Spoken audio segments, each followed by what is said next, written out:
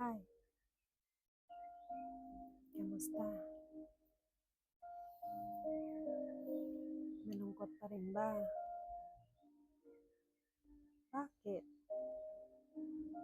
Dahil iniwan ka. Hmm, baka ang video na to ay para sa'yo. Halika, usap tayo. Siguro tinatanong mong isipan mo o sarili mo, bakit ka iniwan? Anong dahilan? Maaring masasabi mo na binigay mo naman ang lahat. Pero bakit ka pa rin iniwan? Alam nyo, kung gusto talaga nilang iwan ka, iiwan ka. Ibigay mo man ang lahat na meron ka.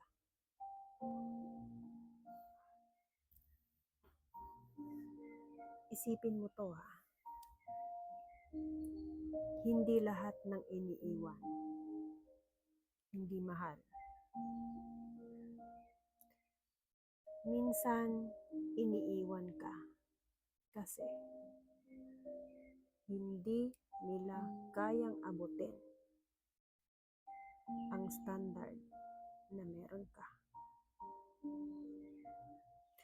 Or minsan, isipin mo, sa relasyon ninyo, parati mo bang binababa ang sarili mo to please them? Tanong mo yan sa sarili mo ngayon.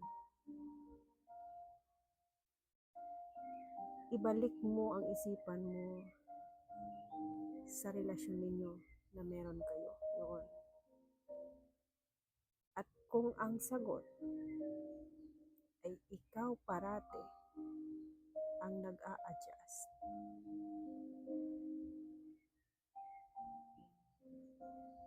hindi kaya tama lang na maghiwalay kayo?